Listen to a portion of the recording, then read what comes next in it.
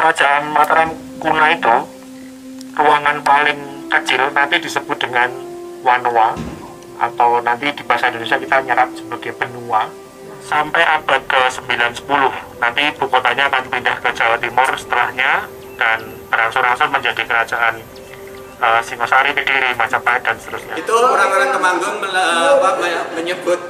menyebut pagar keliling yang ada di benteng itu benteng Takeshi gitu, karena menjadi sangat tidak adaptif dengan kebutuhan alun-alun sebagai tempat untuk. Di Mantiase 1 itu saya kasih warna biru di situ. Sawah Kanayatan, Muang Alasnya, I Susundara, I Ukir Sumring. Jadi lumbungnya dari bambu kemudian terbakar begitu. Jadi yang tersisa arangnya ini, arang beras. Arang beras dari dulu. 1000 tahun yang lalu. Ya, paling tidak yang tersisa ada 5 tempat untuk pemujaan ya utama. Kemudian yang di belakang itu sangat mungkin biasanya kita kenal dengan Dharmasala atau kayak pelataran untuk nanti duduk gitu. Perempatan sana, ini jalan ini lurus ada perempatan.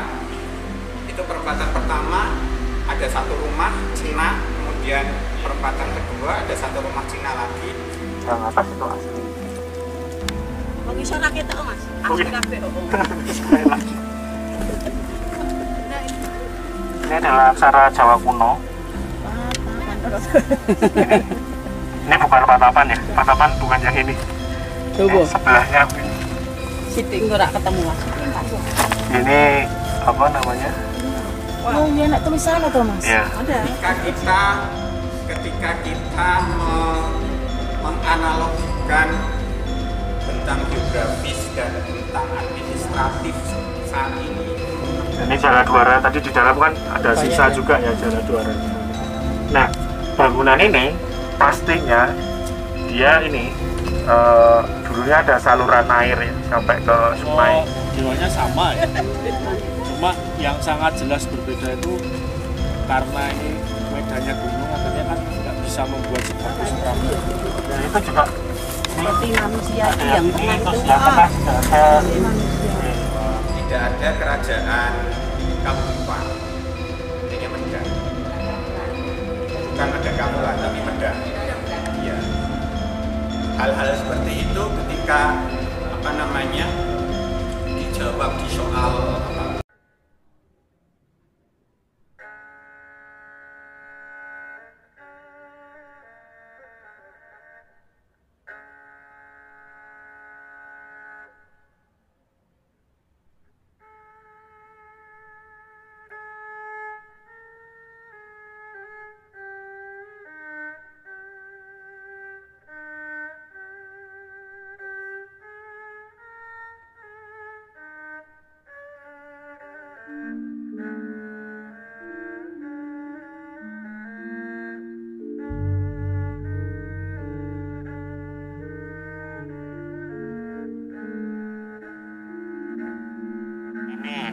Jadi akan timbul banyak pertanyaan, kenapa kok bangunannya tadi ada pertanyaan, kenapa tidak simetris, kenapa tidak seperti Candi Prambanan atau Candi Borobudur gitu.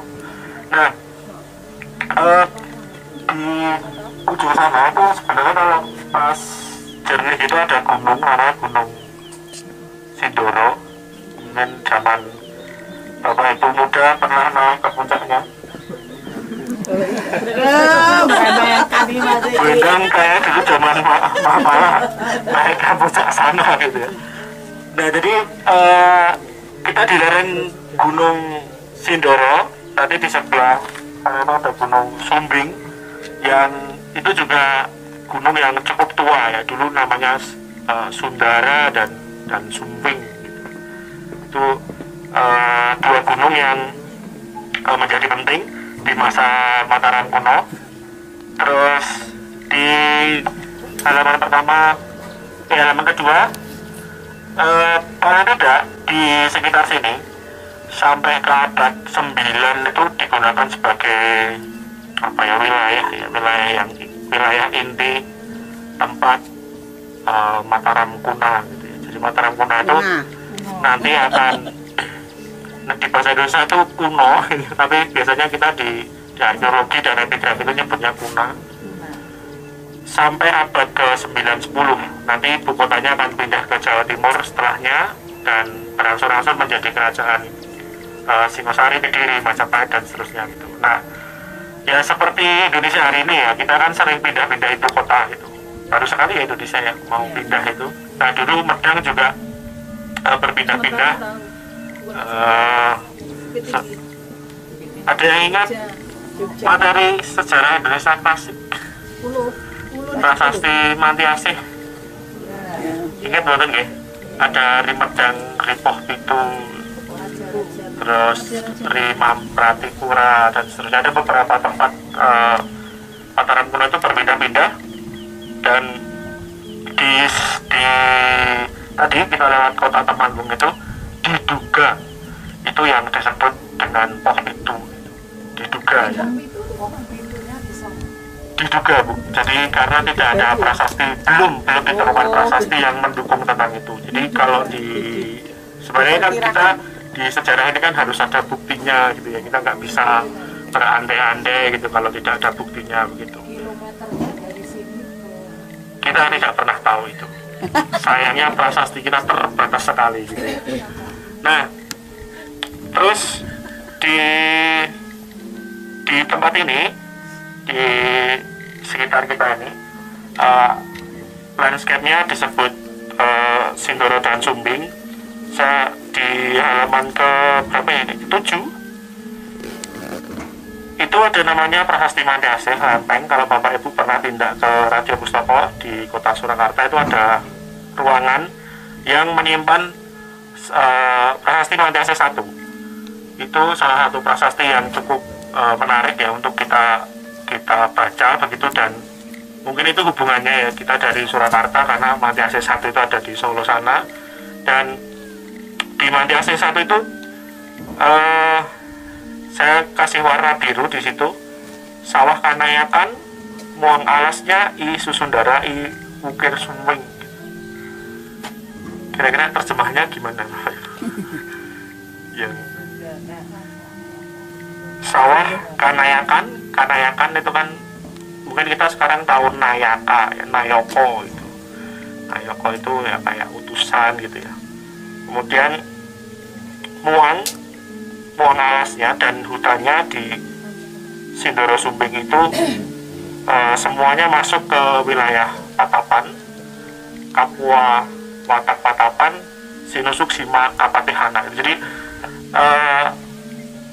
kerajaan Mataram kuno itu ruangan paling kecil nanti disebut dengan Wanoa, atau nanti di bahasa Indonesia kita nyerap sebagai benua.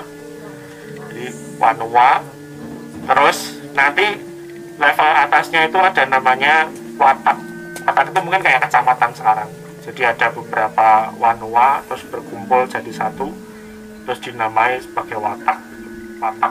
Dan di atasnya itu pada landscape yang lebih luas lagi ya, negara gitu.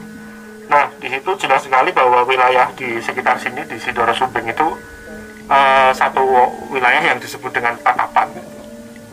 Patapan itu kemudian dikukuhkan sebagai daerah Sima, daerah yang bebas pajak untuk urusan spiritual. Jadi di sini memang tadi sekilas ya, itu sudah ada, Bapak Ibu sudah mersani beberapa peninggalan yang tersisa gitu. Seingat saya kerja balai arkeologi itu dimulai tahun 2008. Saya masih mahasiswa pada waktu itu, terus ya belum sebagus sekarang ya. Sekarang jauh lebih bagus, bisa melihat landscape-nya lebih jelas gitu. Nah, mungkin di situ. Terus di sini ada inskripsi, nanti kita jalan-jalan ke pakar-pakar itu. Dan liangan sangat menarik karena mungkin ini salah satu kompleks yang terbesar yang kita bisa masih menemukan bambunya, masih bisa menemukan berasnya, masih bisa menemukan guci-gucinya. Dimana kalau temuan candi-candi yang lain itu biasanya hanya batu-batu aja. Di sini kita bisa nemu banyak hal, Di tadi yang ada seng-seng itu di bawahnya ada reruntuhan bangunan bambu, gedeknya masih tapi sudah terbakar ya. Dan sangat mungkin wilayah ini tuh barangkali ini juga yang desa-desa yang dianggap dalam tanda kutip hilang karena bencana gunung ya, Gunung Sindoro. Jelas sekali ini tuh erupsi Gunung Sindoro ya 1000 tahun yang lalu. Dan bisa bayangkan kalau di sebelah sana itu ladangnya segitu gitu, terus kemudian miring ke sini, berarti dalam sekali itu terkuburnya gitu. Nah, di halaman 12 ada satu prasasti namanya Prasasti Rukam, itu juga ditemukan di dekat Parakan tadi di Kecamatan Bulu. Di situ dijelaskan bahwa ada desa baru sebagai ganti desa lama yang dia menggantikan desa lama yang hilang karena guntur gitu. Jadi hilang karena Gunung Merapi gitu.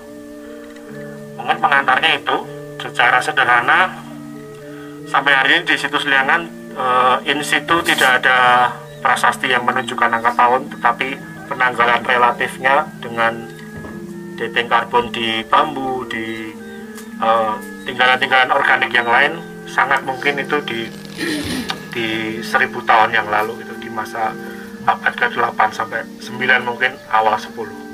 Tidak jadi fosil ya? Belum, Bu? Belum jadi fosil, Belum. karbon. Hanya jadi arang saja. Itu di dalam ada. Ya, contohnya ada di dalam sama di sana itu ada sisa-sisa batu.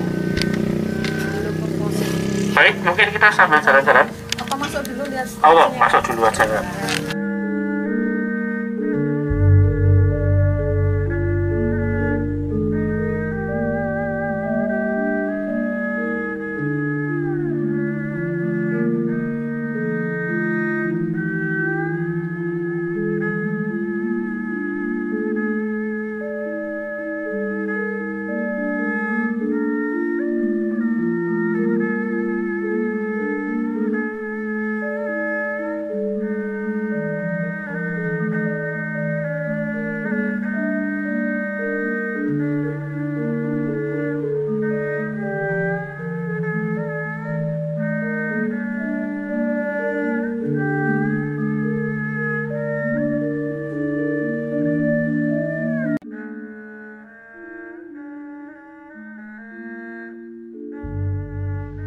Di lereng sebuah gunung tersembunyi sebuah rahasia masa lalu. Sebuah peradaban kuno yang nyaris hilang di telan waktu dan debu letusan. Inilah situs Liangan di Temanggung, Jawa Tengah. Ditemukan secara tak sengaja pada tahun 2008 oleh para penambang pasir. Situs Liangan membuka tabir sejarah sebuah pemukiman kuno dari era kerajaan Mataram kuno, sekitar abad 8 hingga abad ke-10 Masehi. Di sini arkeolog menemukan candi kecil, petirtaan, yoni, arca, sisa-sisa bangunan kayu, hingga ladang dan gabah yang masih utuh. Semua terkubur rapi di bawah lapisan abu vulkanik selama lebih dari 1000 tahun. Layaknya kota Pompei di Italia, Liangan adalah saksi bisu bagaimana alam bisa mengubur sekaligus mengawetkan jejak peradaban. Namun uniknya, tak ditemukan jasad manusia, menandakan bahwa penduduknya kemungkinan besar berhasil menyelamatkan diri sebelum bencana yang telah terjadi. Situs ini memperlihatkan kehidupan masyarakat pedesaan pada zaman dahulu, yang hidup berdampingan dengan alam, bertani, beribadah, dan membangun struktur dengan kearifan lokal. Kini Liangan bukan hanya situs arkeologi, tapi juga jendela untuk memahami bagaimana manusia Jawa kuno hidup, dan bagaimana mereka menghadapi murka alam. Dengan panorama hijau lereng gunung, udara sejuk pegunungan, dan nilai sejarah yang tinggi, Situs Liangan adalah tempat untuk menyatukan keindahan, edukasi, dan perenungan sebuah warisan yang tak hanya layak untuk dijaga, tapi juga disaksikan dan diceritakan kepada generasi mendatang.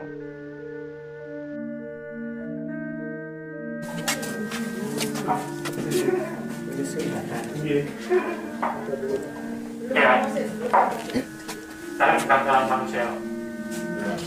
Jadi yang menarik dari Liangan itu ketika ini terkena erupsi, seluruh penduduknya itu sudah mengungsi gitu. Jadi dia sadar betul tentang mitigasi bencana gitu. Dia melihat tanda-tanda alam, kemudian dia meninggalkan desa, kemudian desanya terkena erupsi.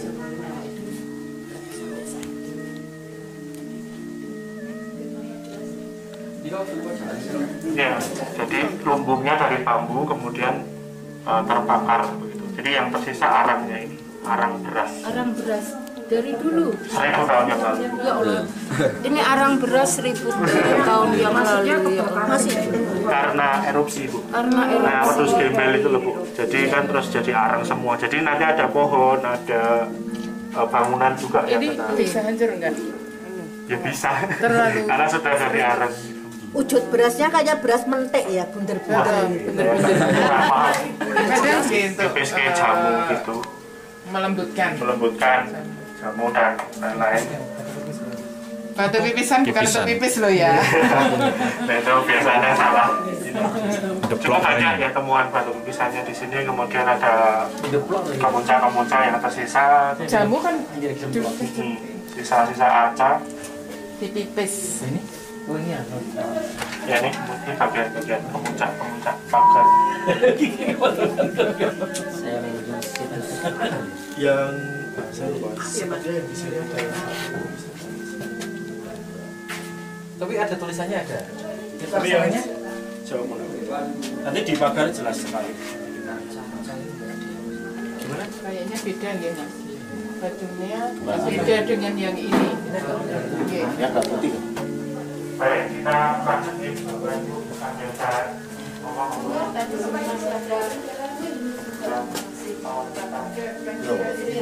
Mesin.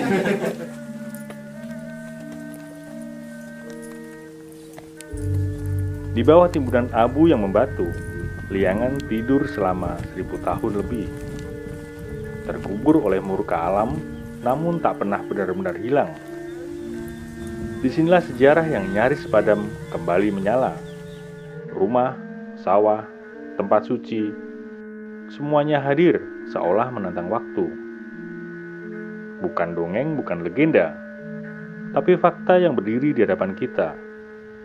Liangan bukan hanya puing, ia adalah pelajaran tentang manusia, alam, dan ketabahan menghadapi bencana.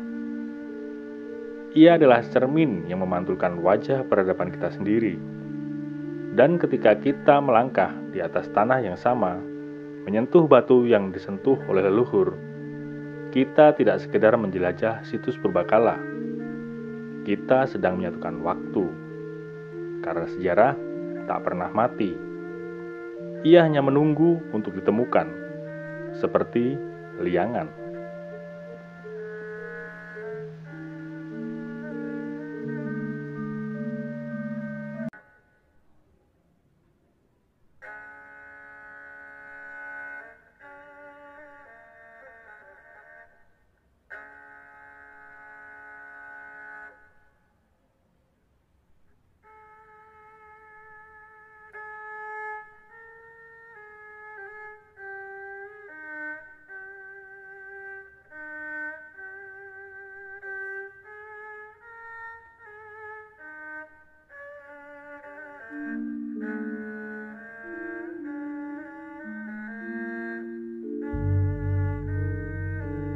Kita di depan ini adalah, jadi Liangan itu kan kompleks besar ya, kayak kampung kita gitu ya, besar sekali. Terus ada tempat yang khusus keagamaan. Nah, di yang ini tuh kayak altar ini sebenarnya ada lubangnya. Itu biasanya kita kenal dengan Lingga dan Yoni. Yang menarik dari sini tuh ada 3 lubang. Jadi biasanya untuk arca itu. Jadi arcanya nanti ditaruh di situ. Nah, terus yang di area ini, area kita sekarang ini adalah area inti keagamaan ya. Dalam hal ini Hindu, ya, Siwa. Karena temuan-temuan yang ada semua merujuk ke Siwaistik ya. Jadi kayak yang Buddhistik kita belum pernah nemu di sini. Terus kita jalan aja. Ada beberapa bangunan. Jadi kalau dari bawah ini tuh teras keempat. Di bawahnya ada satu lagi teras. Jadi ngomongnya dari arah sana satu. Iya Bu, gerbangnya sebenarnya dari bawah sana. Oke. Kita dari belakang. Biar mudah turun gitu ya, dari bawah kan naik. Oke. Nah, ini yang menarik.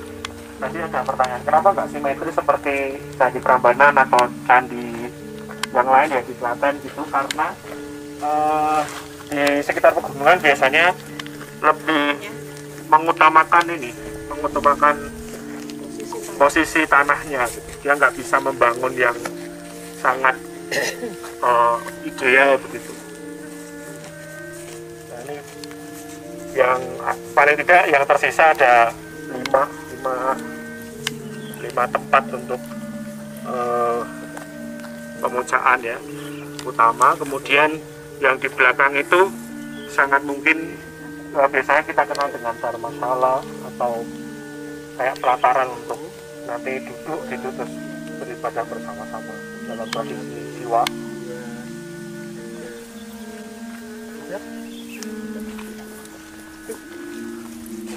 Nah, ini kenapa batu ini penting di sini?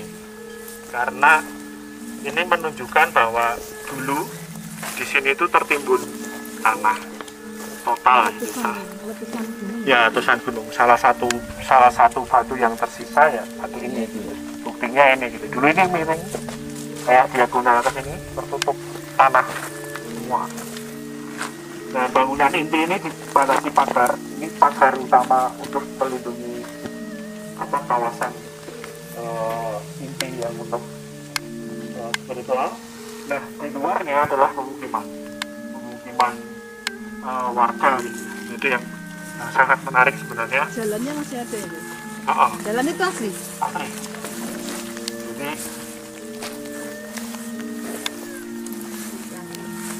di Liangan itu relatif asli ya. Bapak Ibu kalau yang membedakan yang asli dan tidak itu biasanya batunya dibedakan. Yang kiri itu baru nih. Latina. Ada tandanya Lubang. Nah, yang ini asli. Asli. Yang paling kiri ini asli. Iya. Jadi Latinanya baru. itu yang baru-baru biasa. Halus itu ya, irisan. Gitu. Mungkin sesuai gitu. Itu wah. Berarti ini yang semuanya nggak asli, Pak. Oh, yang ini baru. Oh, baru. Nah, yang asli tadi kelihatan, yang bawah-bawah itu baru, yang atas itu asli. Oh, bisa rakyat tak, Mas? Oke. Asli kabeh, oh. Sekali lagi. Baru. Yang sana asli, yang sekarang asli. Jadi sebenarnya ya nggak semua diproses dengan halus itu enggak ya. Ya ada yang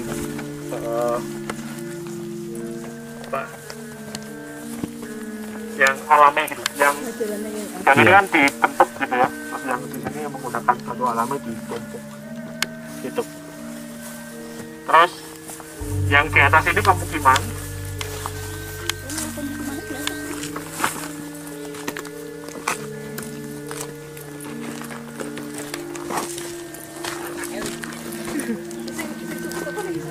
Iya. Nah, yang bagian di sini tuh bagian yang bukan inti dari yang spiritual ya, yang di dalam pagar. Yang di luar ini bangunan pendukung. Nah, ini jalan rayanya. Yang di jalan raya. Oh, yang ini. Batunya asli ya itu ya? Asli. Nah, ini sebenarnya nanti lewati rumah itu ke sana lagi masih nemu kayak gini. Panjang ya, cukup panjang. Jalannya? Oh. cuma kan belum diambil oleh negara ya. Jadi melompat Jalan di raya rumah mungkin gitu. ya? Berarti kemungkinan dulu ini lurus ke sana, Lurus. tapi karena tertimbun itu Timbun itu ya tidak terus kelihatan, jadi terus jadi milik warga. milik warga, jadi rumah, Di kebun, jadi kebun. lahan pertanian.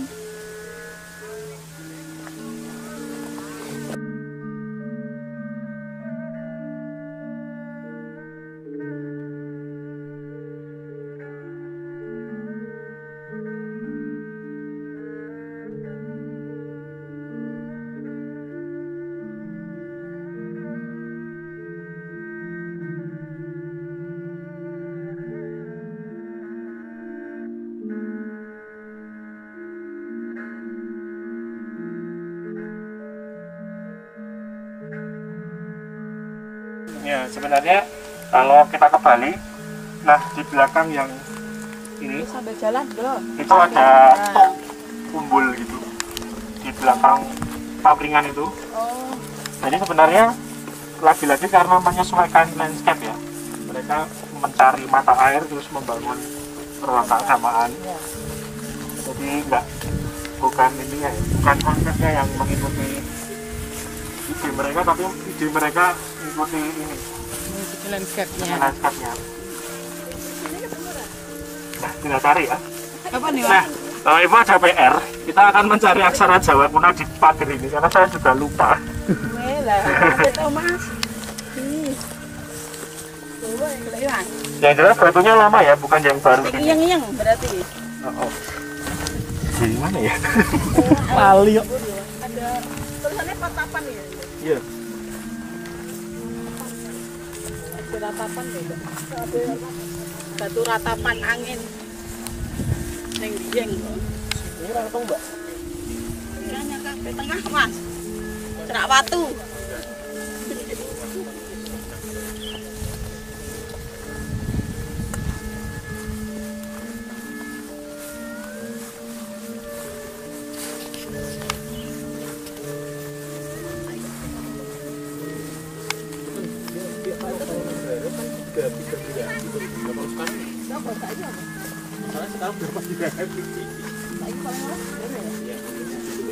Nah ini contoh inskripsi yang tersisa 1000 tahun yang lalu. Oh iya. Jadi ini adalah aksara Jawa kuno. Ini bukan patapan ya, patapan bukan yang ini.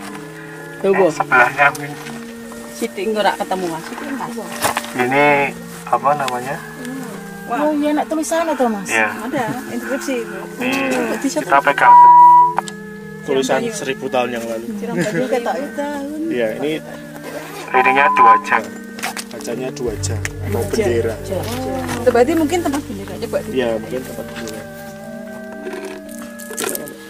Tak rada ketok. Tulisannya kok 39. Malah hilang. Hilang. Kayak baju hilang. Saya nggak salah ada belasan inskripsi di yang tipis-tipis di sekitar pagar. Saya rubah.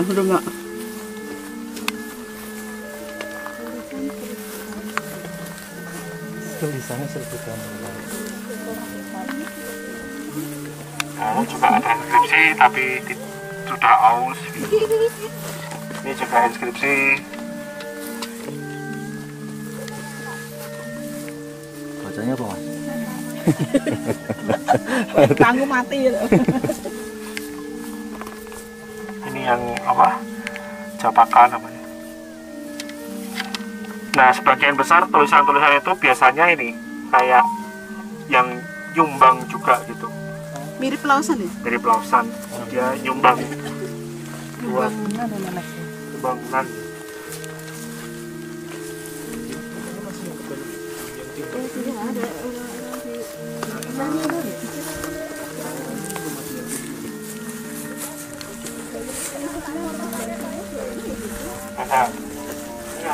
Nah, kita bisa bilang penanggalannya relatifnya dari aksaranya, penanggalan absolutnya dari beras tadi. Jadi dari beras itu kita bisa mendekati 99% kebenarannya.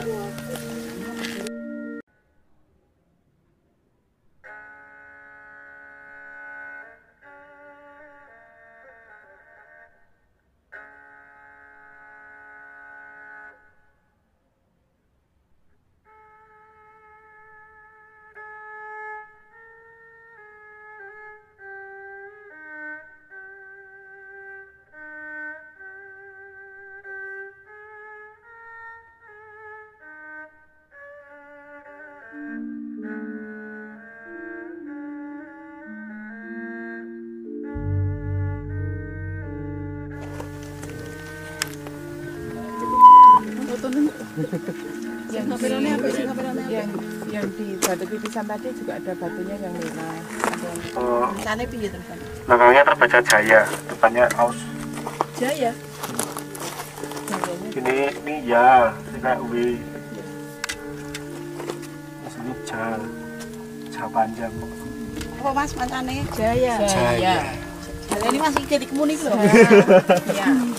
Jaya. Yang dia bentuknya kayak gini. Yang belakang pakai batu alami, ada yang dibentuk. Pakai batu biasa gitu. Nah ini asli. Oh. Jadi Yang asli yang kotak-kotak itu. ya. Jadi yang sampai atas ini ya strukturnya kayak gini. Batu asli gitu. Asli. Sintetis. Tapi itu baru ya? Yang atas baru, yang bawah asli.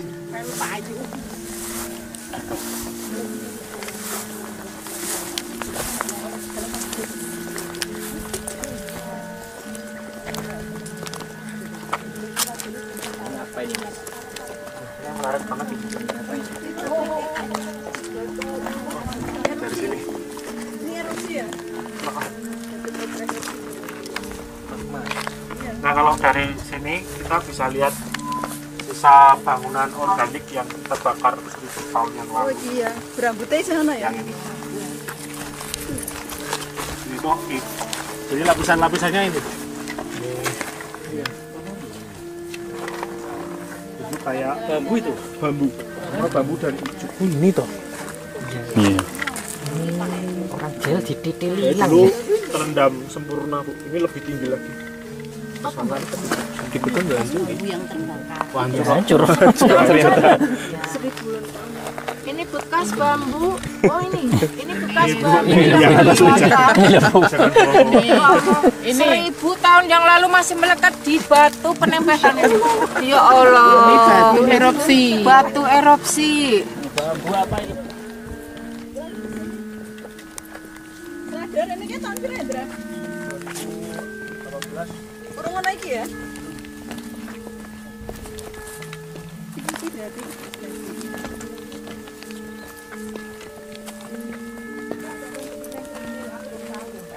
Yang di ini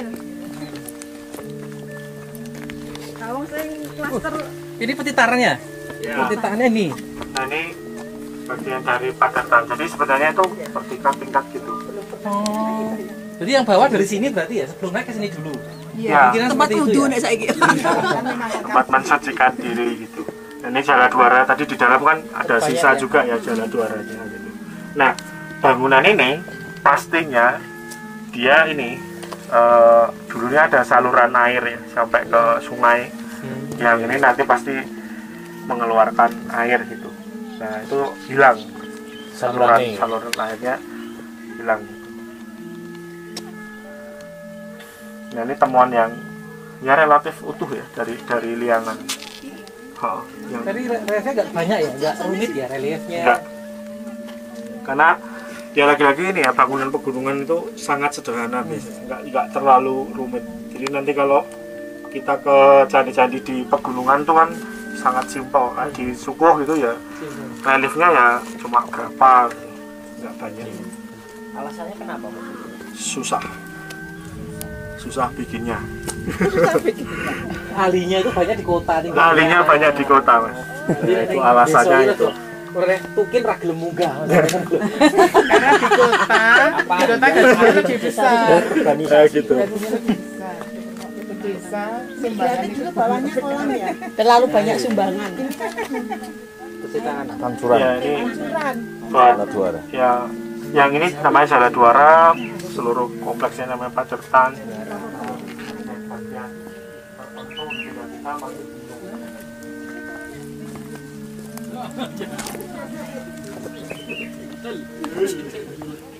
Ini kan logikanya lagi Pacertan lagi.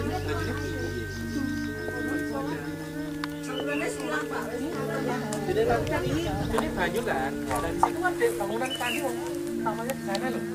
Tapi sekarang itu Nah ada dugaan menarik dari beberapa peneliti. Setelah ini runtuh sebenarnya ada upaya-upaya untuk menggunakan ulang. Jadi lebih ditambahi lagi, diperbaiki dengan lekat dari yang terus yang di sebelah sana itu juga bangunan tadi juga untuk peletakan harta juga. Terus sangat mungkin di sekitar sini masih banyak temuan yang belum pernah digali karena negara efisiensi. Jadi ini penelitian terakhir berarti tahun 2012 kalau nggak salah. Efisiensi bu, efisiensi.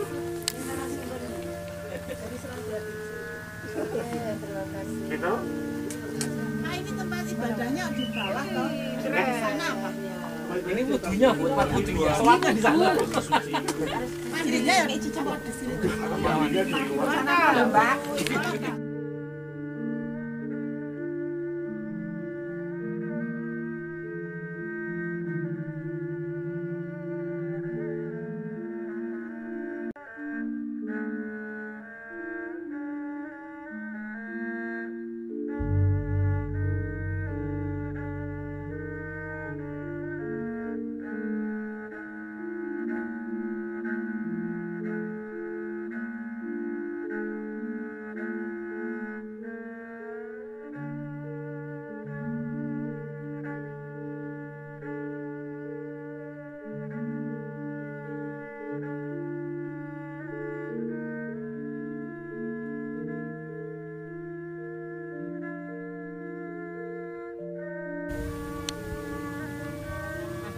Ini kan strukturnya tidak baku ini ceritanya ya.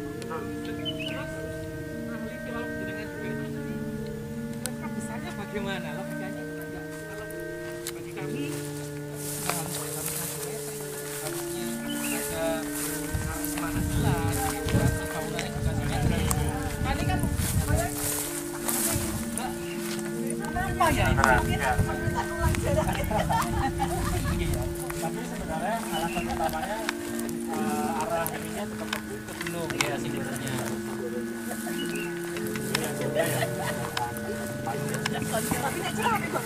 Betul. Setelah memang tempat ini arah hujannya ke gunung. Ada hipotesis nggak? Ini kemungkinan berbeda masa sangat jauh karena satu di Mataram Lama kita ngomong Merapi ya. Ini Sindoro gitu. Jadi beda gunung, beda dewa berarti logikanya kan gitu. Atau gimana? Kalau dewanya sama ya. Cuma yang sangat jelas berbeda itu karena ini medannya gunung akhirnya kan nggak bisa membuat sebagus Prambanan. Sojiwan itu yang flat, ya, tukangnya banyak. Ada tukingnya juga. Ya, jadi kadang-kadang nanti kalau ke seberang ini ada namanya Bansari namanya itu juga gitu. Jadi tidak pernah simetris gitu. Terus bentuknya sangat sederhana. Tapi ini paling megah di antara yang ada di sini. Jadi kalau waktu ibu kotanya pindah ke Poh Pitu, ini termasuk kompleks yang sangat besar dibandingkan candi yang lain. Paling luas. Ini negara udah beli 20 hektar, Bu. Tapi masih kurang. Kira-kira Ibu sendiri saat itu rajanya siapa? Di abad 9 sangat mungkinan Balitong. Sangat kemungkinan. Raja Balitong. Raja Balitong. Sangat mungkin. Bayangan tuh Balitong itu di seputaran Magelangnya salah bukan? Pop itu. Ya karena ada banyak ini ya, banyak daerah Pop itu termasuk yang di mana? Kalau Karena awal-awal itu Mataram itu awalnya kan dari Sanjaya itu Iya. Sanjaya dari Pak Rendra, sepengetahuan jenengan. Tadi ada Yoni kan? Ada lingga Yoni di situ loh. Ada kan 3 lubang itu. Pernah nggak ditemukan sama 3 lubang kan? Saya belum pernah dengar. Ada nggak? ada di Kendal. 3 lubang bener. Yang 2 lubang juga banyak. Di Prambanan ada 3 lubang. Ada 3 lubang. Biasanya itu buat arca. Jadi kalau lingga Yoni yang kita lihat hari ini kan cuma kayak palus sama lumpang aja kan. Yang Nah, bangunan-bangunan utama yang besar gini biasanya ada arcanya. Jadi misalkan arca Siwa atau arca Durga. Jadi yoninya itu tetap di situ ada 3 patung itu yang Ada 3 disembah itu patung. ya.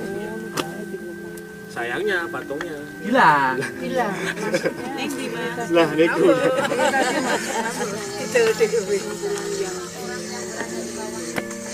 Jadi kan ketika Sanjaya itu kelanjutan dari Tarumanegara itu ke Galuh terus akhirnya kan diangkat menjadi mendirikan sebuah kerajaan Mataram lah. Terus ini situsnya ada liang kan pendalaman mata ada liangan gitu, ada situs liangan gitu.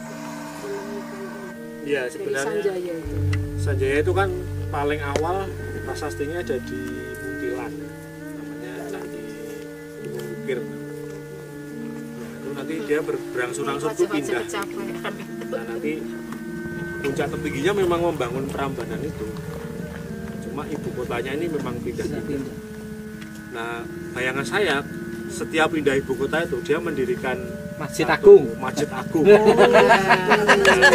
Gampang logikanya itu. Nah, bayangan saya ketika ibu kota itu pindah ke Pos Pitu, kalau benar itu di daerah Parakan tadi, ya ini Masjid Agung. Masjid Agungnya. Iya gitu. Iya. Kok Masjid Agung tuh, Mas? Biar mudah mencernanya. Apresiasi itu kan Islam. Wah, ini pada protes ini. Bukan masjid ini kawan ya, ini hiburan tadi. Oh Bu, kita lanjut lagi karena udah setengah 11. Oke, let's go.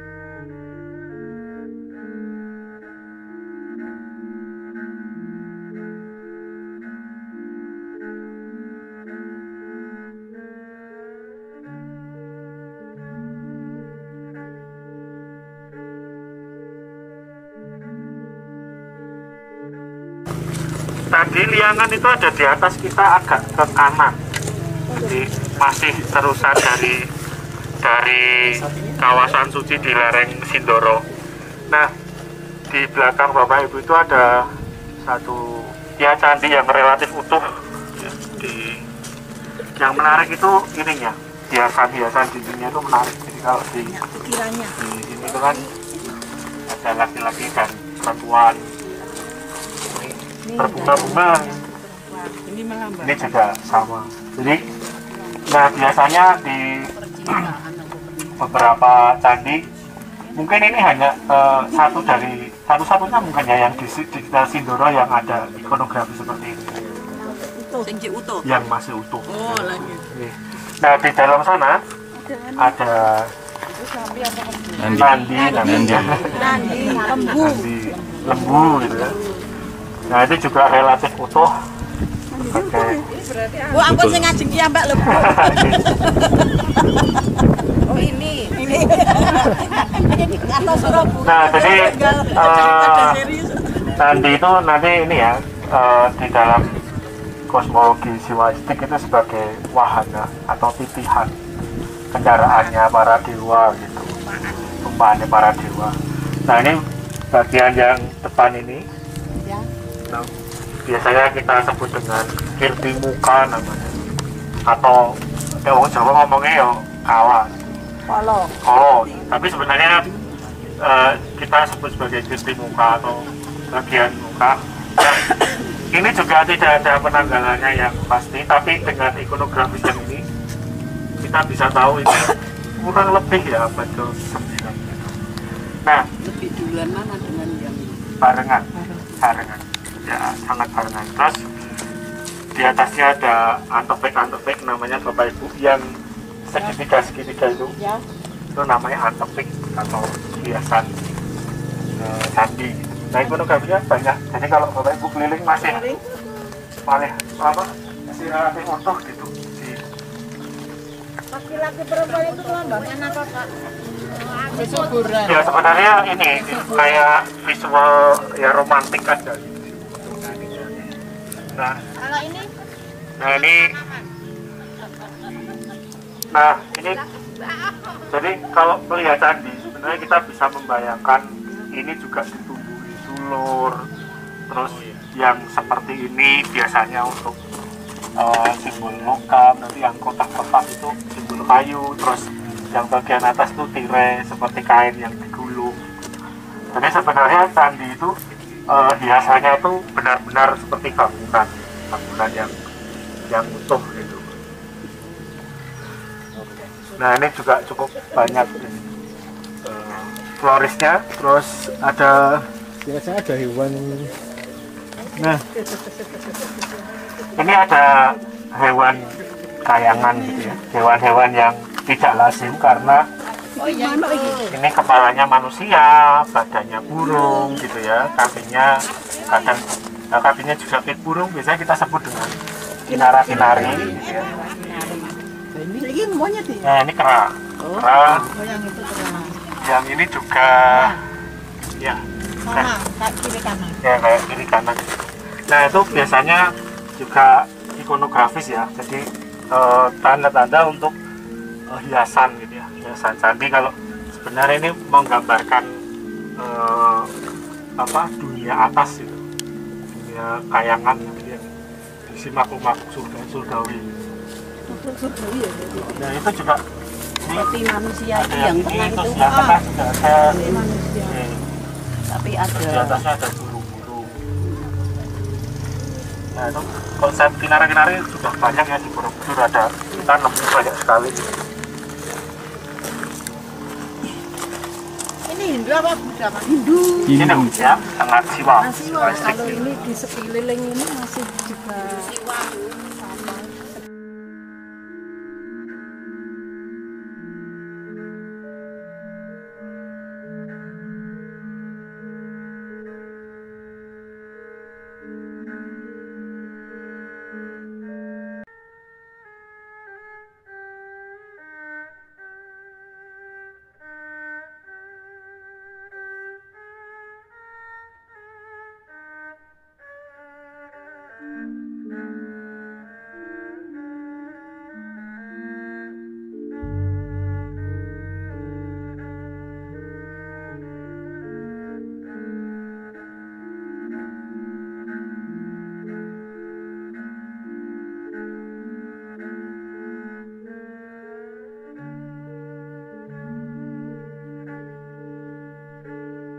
Di sekeliling ini masih juga sama seperti Nah, jadi ini reruntuhan candi yang lain. Jadi ada di atas sana saya juga sampaikan di materi namanya Candi Perot. Candi Perot. Karena sekarang jadi daerah saya cukup beringin gitu. Itu masanya Yang pohon gede itu belakang rumah-rumah itu. Nah sekarang jadi makam. Terus untuk menjaga agar bangunan candinya nggak digunakan untuk nulis makam, akhirnya dipindah ke sini sebagian. Yang bagian sana itu bagian dari Candi Perot. Di sana masih ada candinya. Nggak ada, semuanya batu-batunya dibawa ke sini. Oh, yang batu itu. Yang bagian sana. Makanya kan yang bagian Kirti Muka itu pasti itu ada satu candi. Suara palang. Jadi kita bisa membayangkan sebenarnya di antara ini ada beberapa candi kan, ada 1, 2, 3, 4. Tersendiri-sendiri gitu Mas. Iya, candi. Atas pintunya ya. Iya, atas pintunya itu. Ini Bu yang Kirti Muka tadi kan ada berbagai ini ya, berbagai ukuran.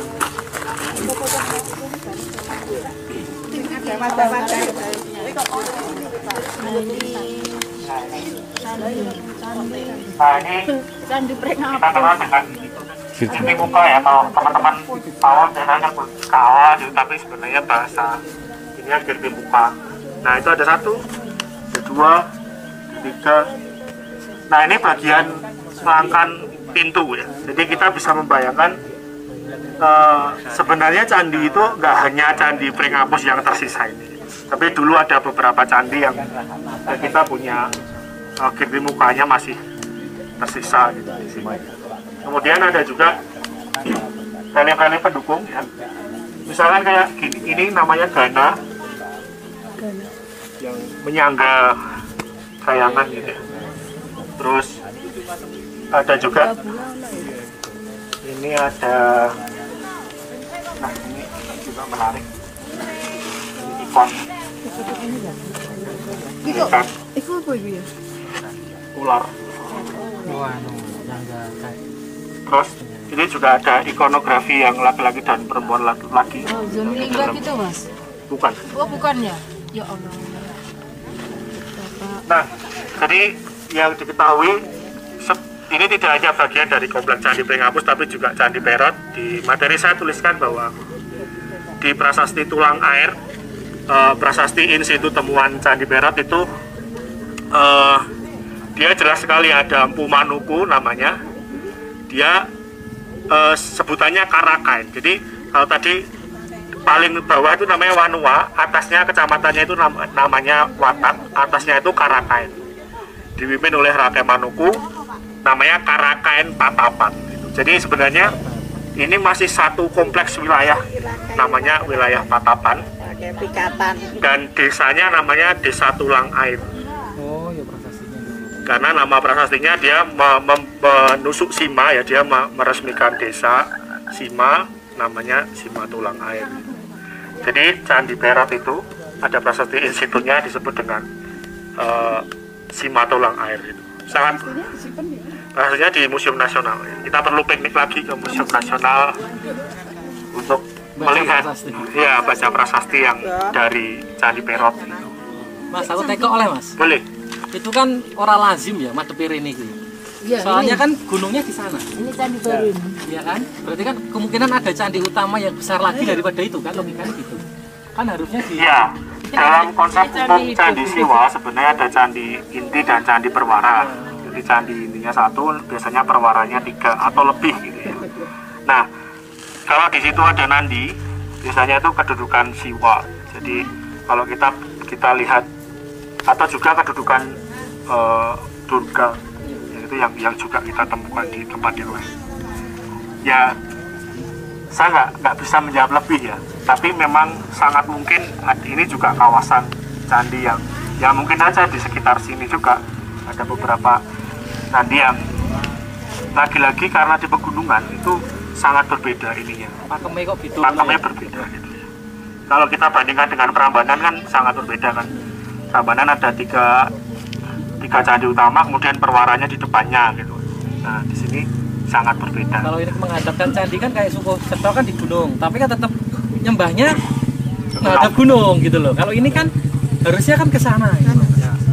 Tapi ya inti pujanya ada di arcanya sebenarnya. Jadi kalau candi itu juga representasi Meru ya, kayak gunung gitu untuk lihat itu semua.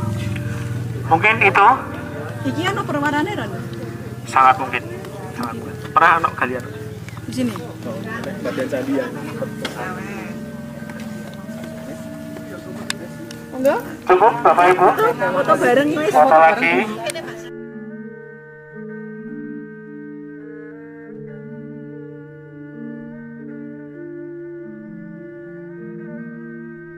Pelesiran sejarah. Yes, yes, yes. Oke.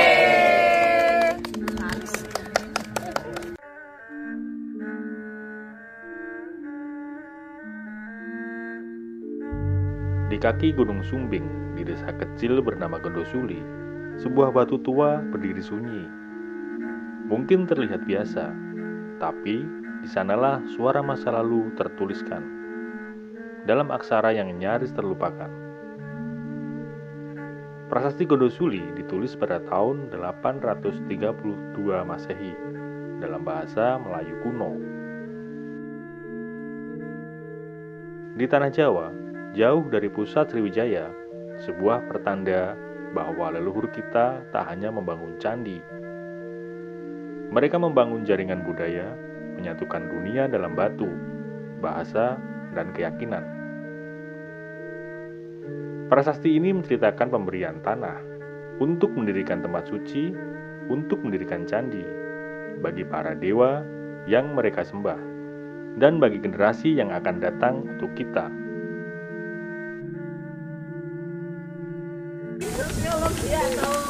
Ya memang ada biasa.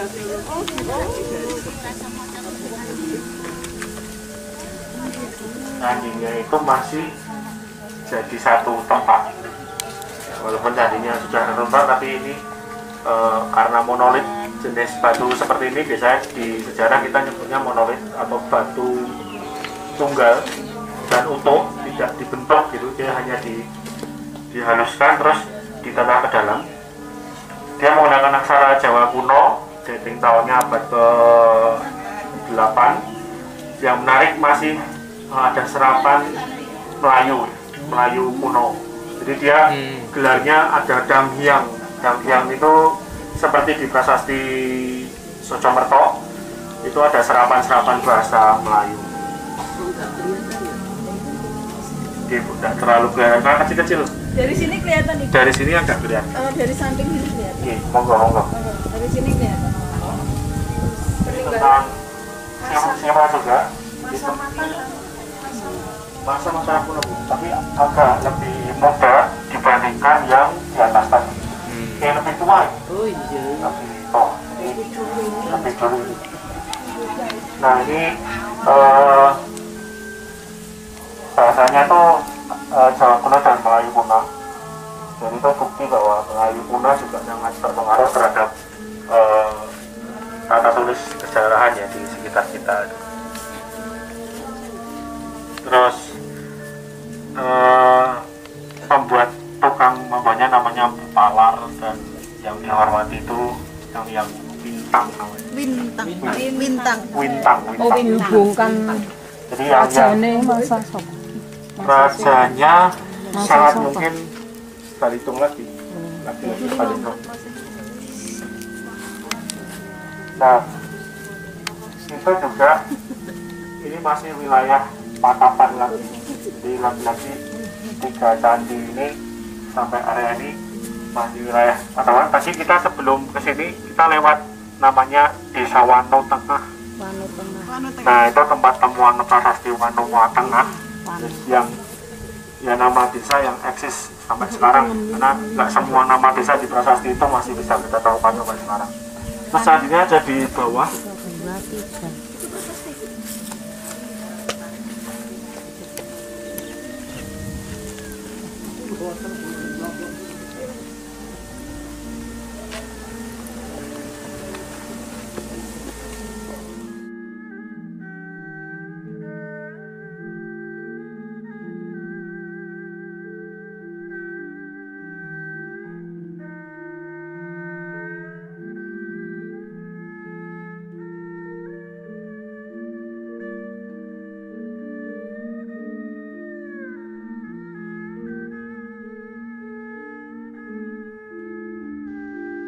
Dan kini, 1000 tahun lebih setelah berlalu, batu ini masih ada, sunyi, tertutup debu, dinaungi langit Temanggung, menunggu kita untuk membaca, untuk mengerti, dan untuk menjaga. Karena ini bukan sekedar prasasti, ini adalah warisan jiwa leluhur yang menulis harapannya pada batu, agar anak cucunya tak lupa bahwa mereka pernah ada, pernah membangun, pernah percaya. Di Gondosuli, sejarah tidak mati, tetapi ia berbisik pelan di antara rerumputan, di bawah langkah kaki kita, dan maukah kau mendengarnya?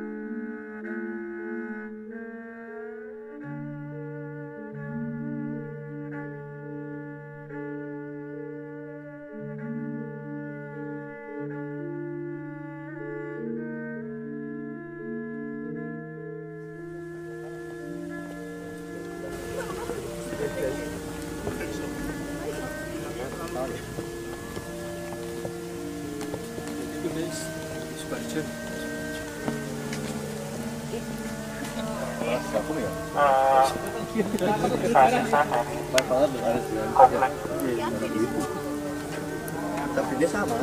Tabin 9. Oh iya. Jadi ini terkait dengan Hindu ya, Hindu Siwa. Maka inti utama candinya ini yoninya sangat cukup besar ya. Untuk ukuran yoni cukup besar. Ya, ini untuk lingga dan pengerjaannya gitu. Foto. Coba bawa mas. Karena ini di hancur ya. Oh iya, ini hancur gini kotak. Terus artanya Hermesa ini nanti satu sudah aus. Terus yang lain ini mak kirti mukanya ini bagian gigi tinggal separuh. Sini. Oh ya, ini monografi seluruhannya. Terus Ini yang opak atau bapak Mas? yang ini ya, jadi yang buntar-buntar ini opak bangunan organik.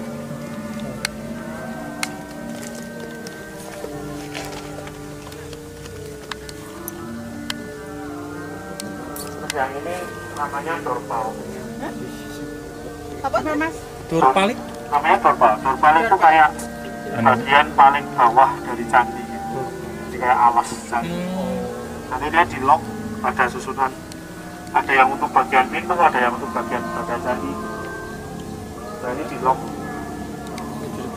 Terus ini ombak-ombak. Jadi seperti umumnya tempat ibadah, ada tempat namanya pasraman namanya.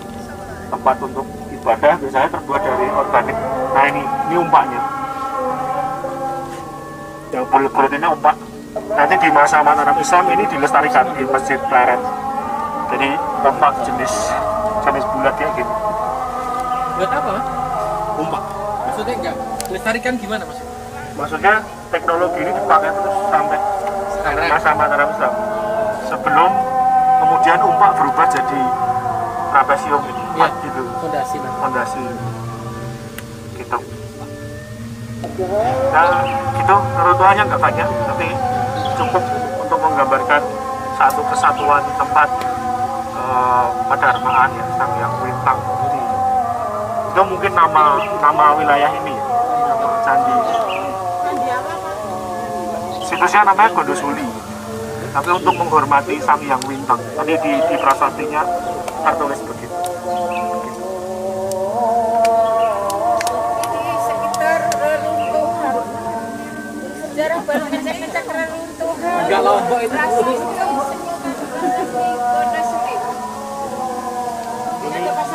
Ini jadi muka yang masih kecil, biasanya untuk perwara dan di perwaranya. Kalau yang belakang itu yang besar, gitu. Umpak. Masih satu toh ya? Ini gitu. Gede gitu. Baik, saya bikin tunggu tahu ya Pak. Kita sudah jam 12. Jam 12 kita lanjut makan. Lanjut makannya sampai nanti.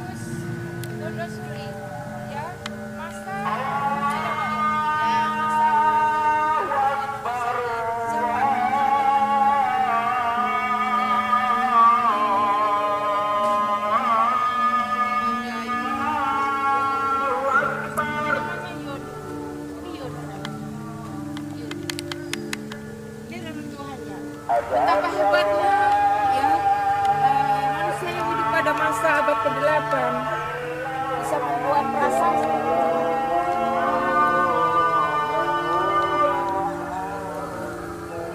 Ya, abad 8 masih tertata seperti ini.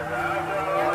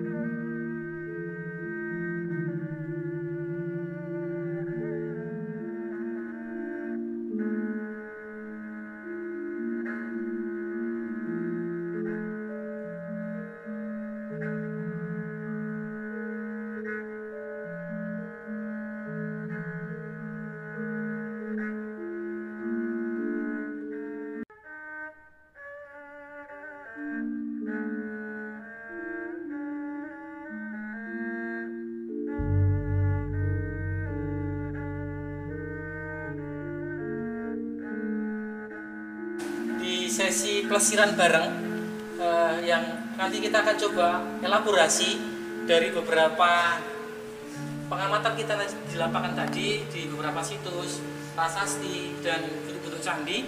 Kita akan elaborasi dengan Mbah Gun selaku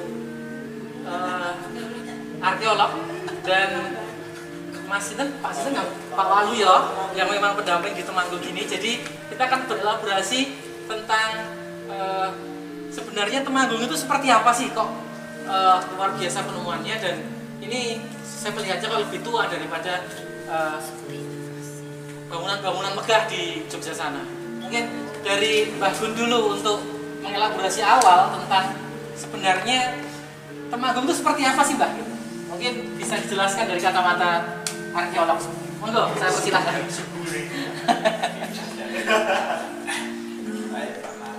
Selamat siang.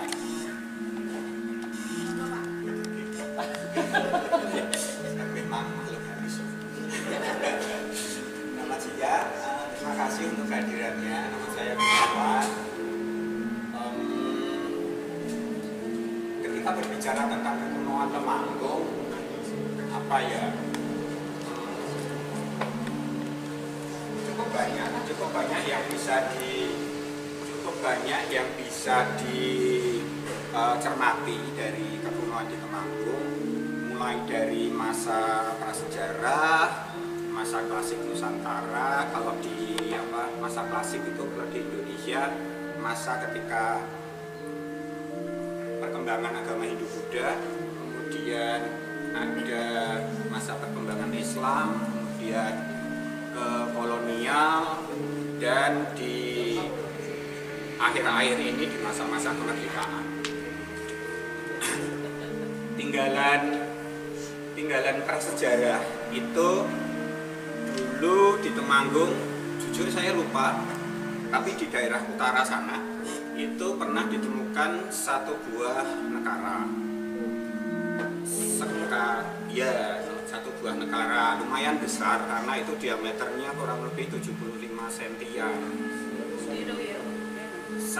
Inilah sak meja ini. Nah, terus nasibnya saya tidak tahu ada di mana, apakah ada di Museum Nasional atau ada di mana. Kalau PY-nya belum, tapi kalau obong ya mungkin.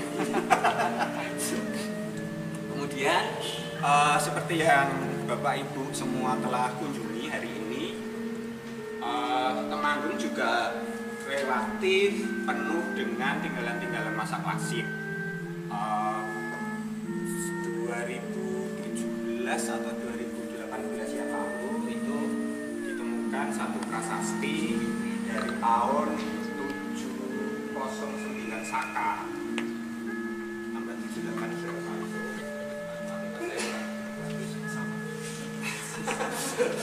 Ya, 709 Saka. Sampai saat ini itu adalah prasasti beraksara Jawa Kuna tertua yang ditemukan di Nusantara. Itu temuannya tidak begitu jauh dari Liangan sana karena ada di daerah Madirjo. Kemudian ada prasasti Wano Tengah yang sebetulnya saya harus jalan-jalan ini karena kita bisa melihat peta.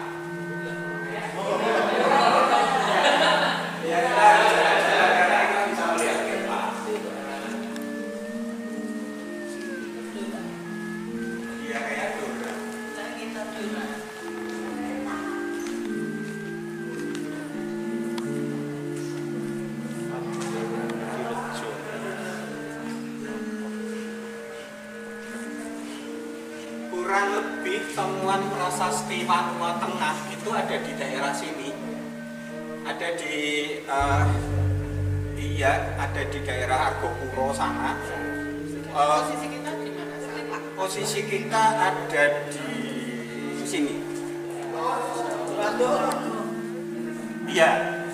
Nah, itu sebuah hal yang cukup menarik dari prasasti Wano Tengah karena Wano Tengah 1 dan 2 bentuknya sama. Itu bercerita tentang sebuah sima atau daerah otonom di daerah sana, tetapi secara toponimi ada di daerah Paraan. Toponimi Wano Tengah itu ada di pertigaan lampu merah kalau yang lurus ke Kedu, kalau belok itu ke Lemberu. Nah, di sana ada nama desa namanya Wano Tengah. Secara toponimi itu ada di situ, tetapi prasastinya batu 2 buah itu ada di Argopuro sana. Satu hal yang cukup menarik dari Wano Tengah 2 terutama karena gara-gara Wano Tengah 2 saya jadi TACB. Jadi ketika pembangunan pagar pendopo kabupaten yang dekat alun-alun itu ditemukan prasasti Wano Tengah 2 yang menurut catatan Belanda itu memang menjadi tempat penampungan sementara banyak temuan-temuan masa klasik yang ada di Temanggung sebelum temuan itu dikumpulkan di Karisidenan Magelang, tempat Diponegoro ditangkap dan kemudian dibawa ke Batavia. Nah, masalahnya adalah yang Wano Tengah 1 itu sampai ke Batavia di Museum Nasional, tetapi yang Wano Tengah 2 itu catatannya hilang. Ketika saya lupa tahun berapa itu, 2016 atau 2015 ada pembangunan pagar, ditemukan prasasti Wano Tengah 2. Karena memang dalam proses pembangunan, makanya untuk sementara diletakkan dengan kondisi bagian atas yang ada tulisannya itu menghadap ke atas. tetapi ternyata nggak sementara, akhirnya menjadi sementahun,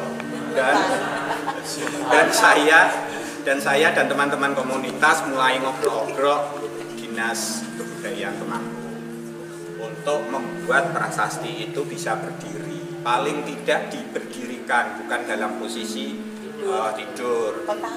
Nah, tetapi masalahnya karena itu ada di ring 1 kabupaten, prosesnya begitu panjang dan ternyata butuh satu rezim berganti, satu rezim bupati berganti, dan ketika bupati baru kita teman-teman komunitas maju lagi dan dengan bantuan Dinas Kebudayaan jadilah prasasti itu di sini. Nah, satu hal yang menarik tadi Dinas bicara ketika tahu saya dari arkeolog, kemudian Dinas bilang, Mas, Kabupaten Temanggung butuh TACP, mau ndak? Saya jujur ngomong, saya mau jadi TACP, tetapi jangan hambat suara saya dengan memasukkan saya ke tim TACP. Saya nggak mau suara saya kemudian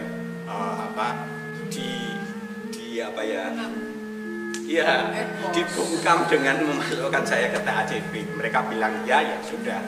Dan itu yang terjadi. Saya selalu bengok-bengok kalau ada CP atau apapun yang kurang dapat perhatian dari pemerintah, dan ya meskipun masih rodo-rodo nganu gitu, tetapi paling tidak hubungan antara teman-teman komunitas dan Dinas Kebudayaan dalam hal ini itu ya cukup baik lah.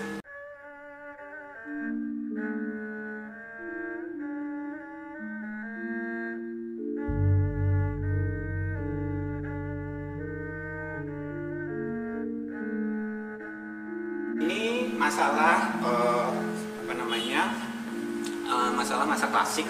Kemudian untuk masa Islam di sini di Temanggung, khususnya di daerah Mengguro sini, di daerah sini itu ada satu masjid yang cukup tua.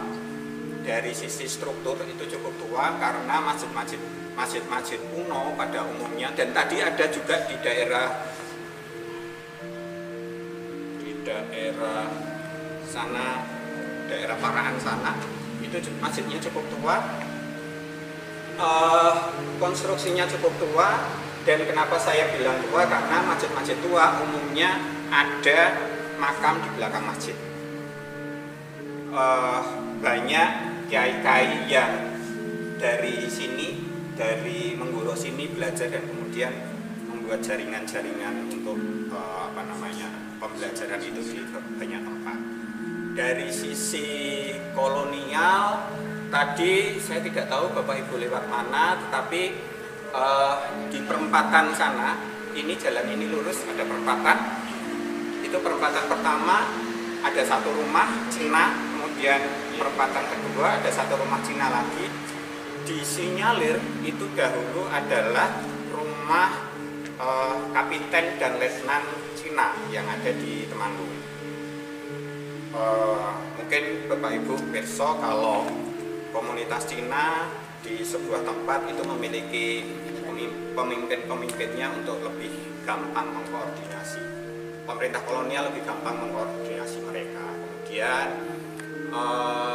tinggalannya di sebelah sana tidak begitu jauh dari sini itu ada bekas stasiun kereta. Yang satu lagi itu ada stasiun ujung rel, itu ada di Parahan sana. Sayang cerita untuk menghidupkan kereta api itu ya tinggal cerita saja, nggak tahu ada masalah apa. Tetapi satu hal yang menarik dari lintasan jalur kereta dari Parahan ke Temanggung itu modelnya dibuat huruf S begini. Dulu teknologi belum begitu maju, sehingga pembuatan jalur kereta dengan huruf S itu adalah salah satu cara teknologi untuk mengerem, untuk mempermudah pengereman. Ada teknologi lain dengan model gerigi yang ada di Ambarawa itu. Salah satu cara lainnya adalah dengan membuat rel itu. kemudian apalagi ya, kolonial sudah. Di masa pembangunan ini wah ya Tuhan hidup kembali ya saja di Ponegoro. di apa namanya, di masa ini menjadi sangat ikonik karena Temanggung adalah satu-satunya alun-alun yang memiliki benteng. Itu orang-orang Temanggung menyebut pagar keliling yang ada di benteng itu benteng Takeshi gitu, karena menjadi sangat tidak adaptif dengan apa namanya kebutuhan alun-alun sebagai tempat untuk berkumpul masyarakat. Itu malah dihubungi benteng di bagian lain. Terlihat dari jalan. Iya, kecuali tidak terlihat juga akses untuk masuk ke sana itu harus melalui anak tangga dan yang lain-lain. Jadi ibu atau terutama para senior itu kalau mau akses ke sana itu agak sulit, bukan agak sih, sulit gitu. Ya, terus masalah yang lain seperti ada di banyak banyak lapangan terbuka di Indonesia itu selalu ada tulisan dilarang menginjak rumput. Nah, itu menjadi masalah sebetulnya ketika sebuah tempat yang itu dahulunya diperuntukkan untuk kegiatan bersama, tetapi selalu ada kata tulisan dilarang menginjak rumput. Harus terbang. Ya, Anda tahu karena contohnya di Keraton Jogja terutama itu mergo kuwi omahku dhewe, terus alun-alune dipagri segala macam itu ya. Ya Anda tahu sih gitu. Itu saja dari saya. Monggo diteruskan my trip to Mataram Jogja. Ya Ibu, Bapak Ibu ada yang mau bertanya? Mumpung ada kalau di sini tentang apa yang kita lihat tadi. Oh itu ada tanya. Saya nggak hafal. Ini Subing. Ini Subing. Ini Sindoro. Gimana? Masa ini kan terus ini Gunung Buta. Nah ini sekitar daerah sini itu tempat temuan Panua Tengah 1-2. Terus tadi di Liangan, saya tidak tahu ditunjukkan Mas Rendra atau tidak, di di struktur pagar itu ada 4 atau 5 prasasti. Ya, ada 4 atau 5 prasasti. Salah satu prasastinya itu tertulis Kalung Wayan.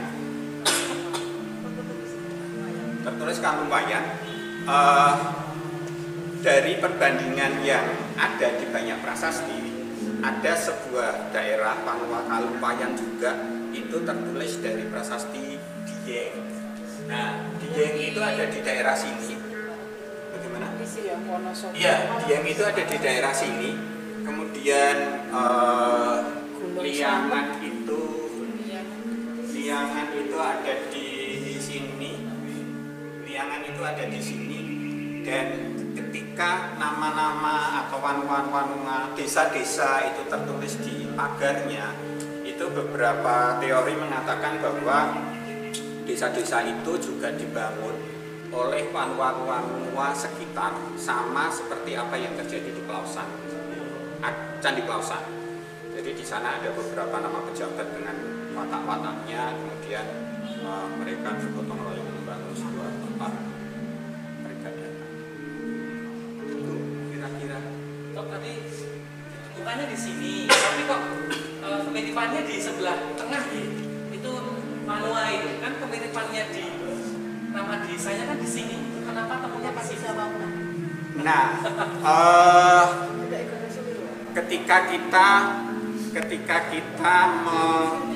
menganalogikan tentang geografis dan tentang administratif saat ini itu memang menjadi sangat jauh. Tetapi ketika kita kembali ke tahun 785 atau 786 Saka waktu itu, tahun 800-an Masehi, itu juga jumlah penduduk juga belum begitu banyak. Kemungkinan itu Panuanya ada di sini, Tetapi candi untuk pemujaannya ada di sana itu menjadi sangat mungkin sebetulnya, karena di banyak prasasti tidak harus tidak harus Sima itu berdekatan dengan tempat pemujaannya. Ya, karena ada beberapa prasasti yang kalau Sima X itu hasilnya digunakan untuk membiayai apa gitu, jauh dari itu. Seperti kalau Bapak Ibu pernah membaca, saya lupa Pararaton atau Negara Kertagama, penyebutan Alasing Wong Trik yang menjadi pusat awal pemerintahan Wijaya. Itu kan Alasing Wong Trik itu kan bisa saja saya orang mana gitu tapi punya alas di Trik. Nah, logikanya bisa seperti itu.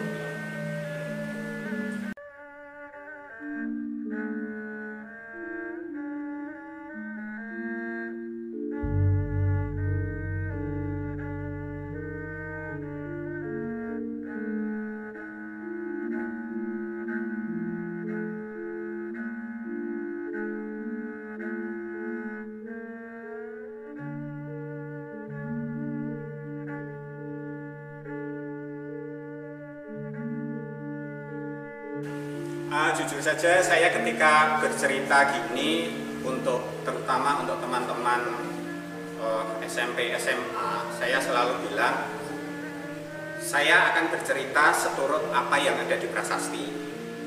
Tetapi kalau nanti adik-adik menjawab pertanyaan sejarah, jangan nganut kata saya karena akan salah.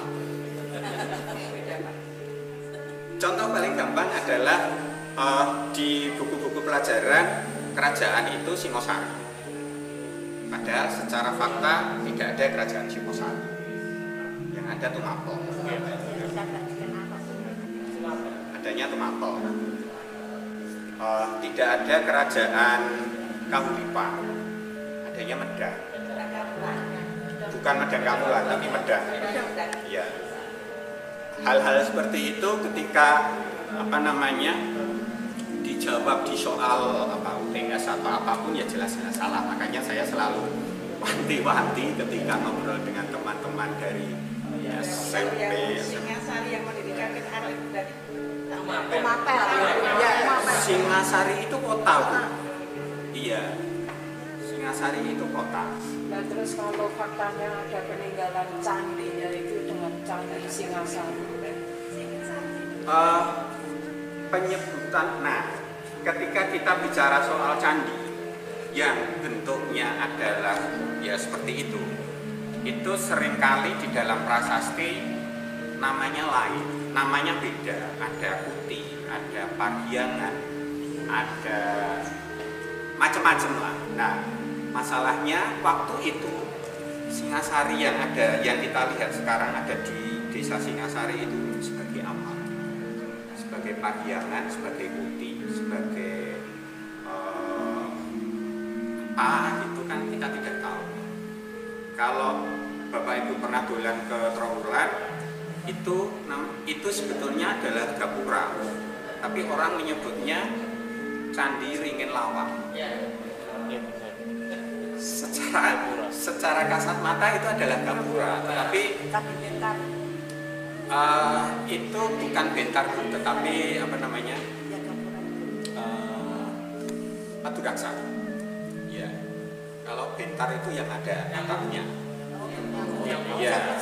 Itu tidak sebaliknya. Yang terpisah itu Bentar, saya nyambung Paduraksa. Bentar bisa lah. Ya, yang Bentar itu bisa, kalau yang Paduraksa itu nyambung. Kembali ke Singasari tadi ya Pak. Itu kalau yang di buku itu kan Singasari didirikan oleh Ken Arok tahun 1222 Masehi. Berarti itu tidak ada, berarti ada Tumapel. Iya, jadi Ken Arok itu ya itu sangat-sangat pararaton gitu. Itu sangat-sangat pararaton, ada pembunuhan segala macam. Kemudian dia mendirikan sebuah kerajaan baru. Kemudian dan beranak pinak segala macam itu namanya Tumapo. Singasari itu baru menjadi ibu kota kerajaan ketika masanya Kertanegara kalau nggak salah. Dan ada Tohjoyo, Anusapati saling bunuh-bunuh itu dari apa yang terbaca dari berita prasasti itu tidak benar. Iya, karena semua apa yang tertulis itu dasarnya adalah Pararaton. Sementara Pararaton itu ditulis jauh-jauh hari setelah kejadian itu berlangsung. Jadi ada miss gitu. Sama seperti ketika kita membaca Babat Tanah Jawi, tapi kita membaca cerita Sultan Agung, itu akan menjadi sangat miss karena Babat Tanah Jawi dibuat Pakubuwono IV dan selesai di Pakubuwono VI. Sesuatu yang apalagi ketika kita membaca urutan di Babat Tanah Jawi itu ada versi dari satu jalur wayang dan satu jalur manusia gitu kan, ketemunya di mana. Sama seperti Pararaton, judul aslinya sebetulnya Katutura Nirlayan Aro. Dia di masa akhir Majapahit bisa bercerita di awal Tumapo itu kan menjadi sangat-sangat bias. Sebetulnya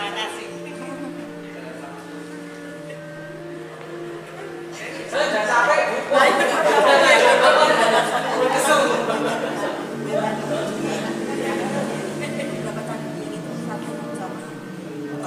kalau satu zamannya kemungkinan iya Bu, dari gaya bangunannya ya, dari gaya bangunannya. Ya, karena Dieng itu ada di daerah sini, kemudian di sini itu ada Liangan tadi, kemudian di daerah sini ini ada Candi Prengampus, ini Gondosuli itu di sini, Gondosuli itu di sini. Jadi kantor ini posisinya ya? Kantor ini di sini. Gitu ya?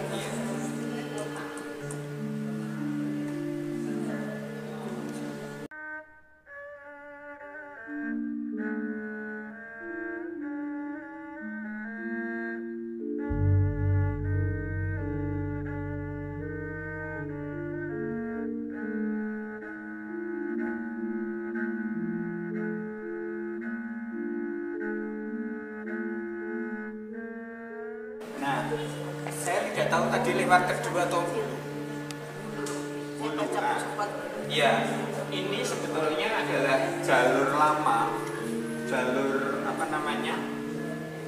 lama sebelum pemerintah Belanda membuat jalan baru yang agak memutar untuk suplai militer ketika perang di Ponorogo. Perang di Ponorogo sampai sini. Iya, Bu. Iya.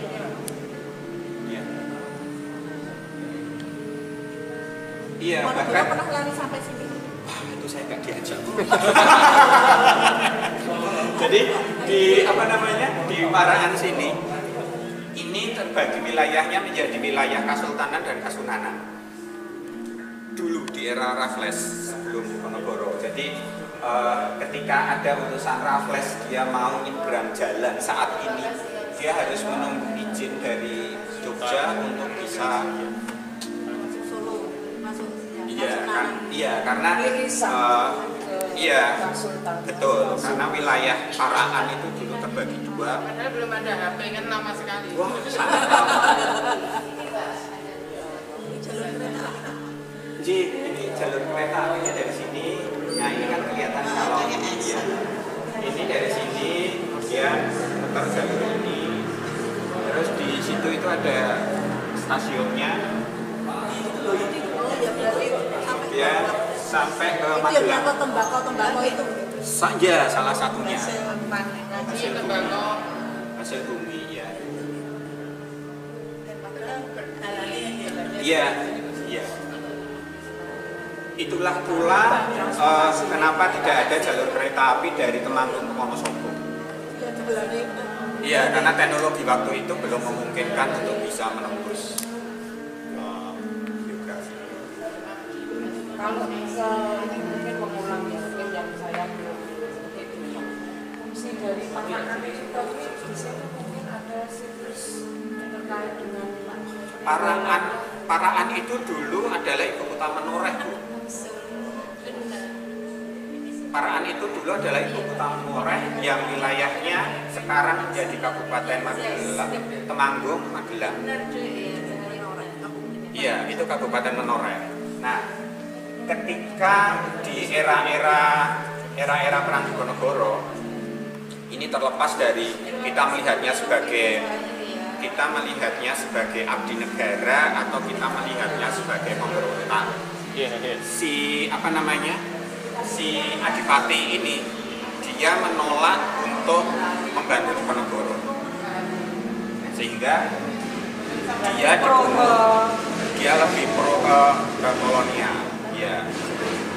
Ini kita melihatnya sekarang ya mungkin pemberontak, tetapi waktu itu dia sebagai abdi negara mau tidak mau kan harus membantu kolonial. Ya. Nah, di tahun itu 1826 atau 27 saya lupa, dia dibunuh, kemudian kekuasaannya beralih ke Patih, dan oleh si Patih itu dipindah ke Temanggung. Setelah itu kemudian Temanggung dan Magelang menjadi gementi atau wilayah administrasi sendiri-sendiri di bawah Karesidenan. Pak, kalau kita bicara soal Mataram kuno itu kan identik sekali dengan konsep watak wanua kerajaan dan lain sebagainya.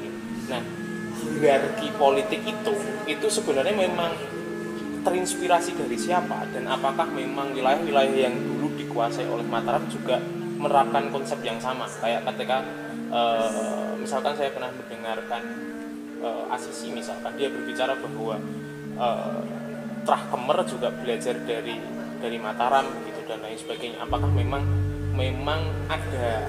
ada apa ya, kalau saya berbicaranya sih, kalau ngomongnya apakah ada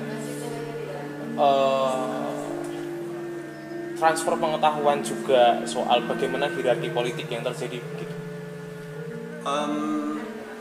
Ya, sebetulnya perlu dicatat bahwa kebudayaan itu selain berkembang juga berlanjut. Sama seperti bagaimana Kedatuan Sriwijaya itu terbentuk dari kelompok-kelompok kecil, yang kemudian kelompok-kelompok itu mengangkat seorang yang dituakan, dan yang dituakan itu rebugan Adipati Nisopo, dan itu berlanjut. Di masa-masa prasejarah kelompok-kelompok itu juga terbagi. Sopo sing arep moyak macan, sopo sing arep gawe perapian, siapa yang mau bercocok tanam, bla bla bla segala macam. Nah, konsep-konsep pengelompokan dengan masing-masing anggota itu yang sangat besar kemungkinannya berlanjut di era-era setelah. Berarti dikotomi itu memang sudah ada. Betul. Nah, perlu diingat bahwa kemaharajaan Medang itu juga sebetulnya sifatnya kolektif. Oh ya. Ada beberapa, paling gampang apa yang sekarang terjadi di Malaysia. Raja itu kan seolah-olah bergantian. Nah, kemungkinan besar dahulu juga seperti itu. Meskipun ada kemungkinan raja ini kemudian anaknya menjadi raja berikutnya, tetapi tidak selalu seperti itu. Paling gampang adalah Balitung. Karena dari Mantiasih 1 itu disebut Rikalaning Warangan Haji ketika raja menikah. Beberapa teori mengatakan gelar-gelar raja yang ada dharmanya, yang memiliki nama dharma di namanya, itu adalah raja-raja yang dia naik tahta karena perkawinan. Contoh yang lain di era Medang Jawa Timur itu adalah Airlangga.